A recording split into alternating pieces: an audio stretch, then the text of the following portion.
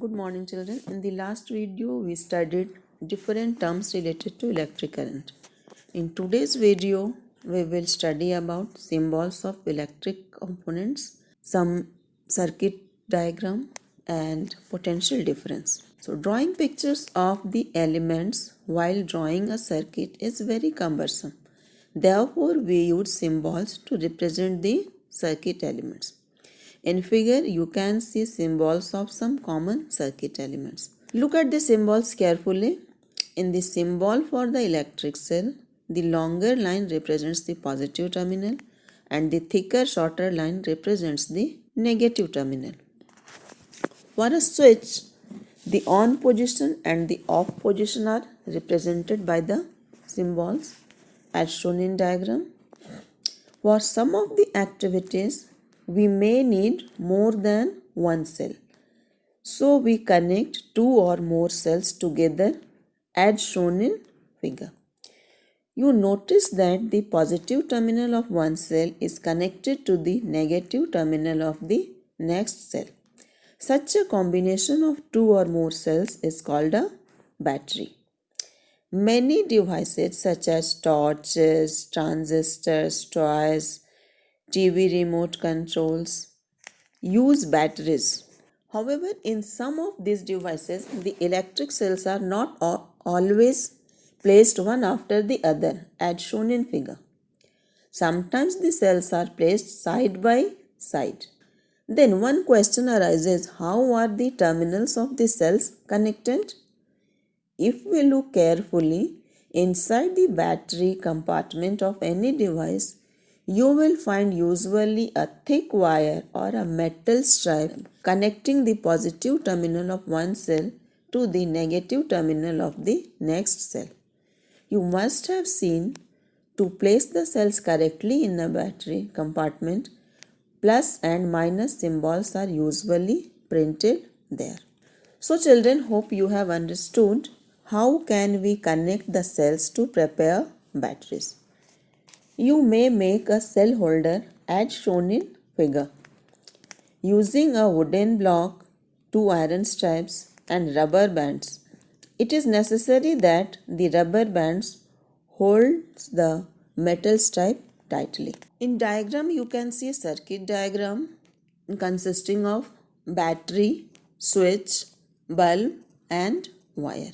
Second circuit diagram is consisting of battery, switch. Here switch is in on position, so bulb is glowing. In the first figure it was not glowing.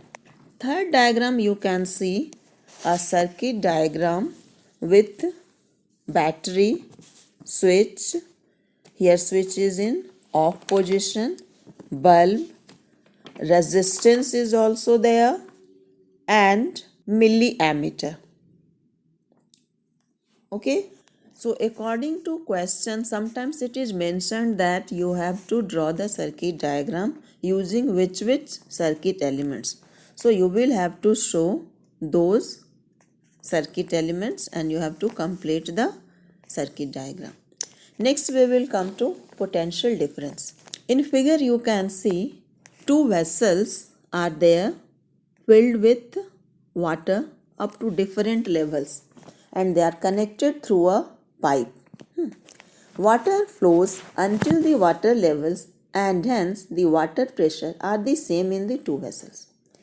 To make the water flow continuous, you need to connect a water pump to the second vessel, which constantly pumps up the water to the first vessel.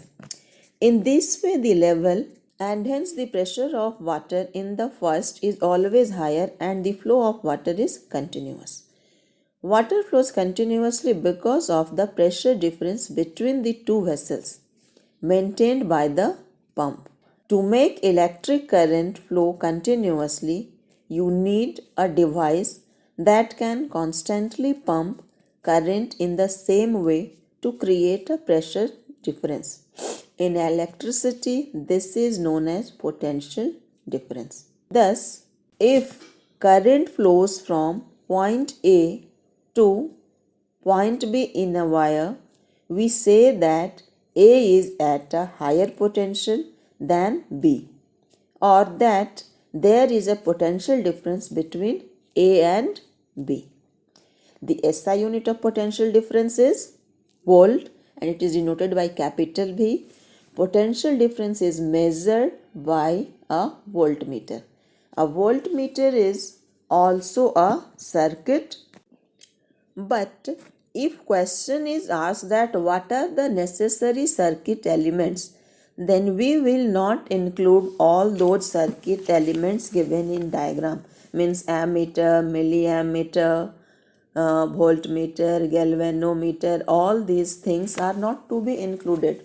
When we talk about necessary circuit elements, in that case, only these things you remember. In is an energy source, that is a cell, a conductor, that is wire, an electrical load, that is bulb, and at least one controller, that is switch. So what are the necessary circuit elements, children? Cell, conducting wire, bulb and switch. Okay, you will revise these things, children. Thank you.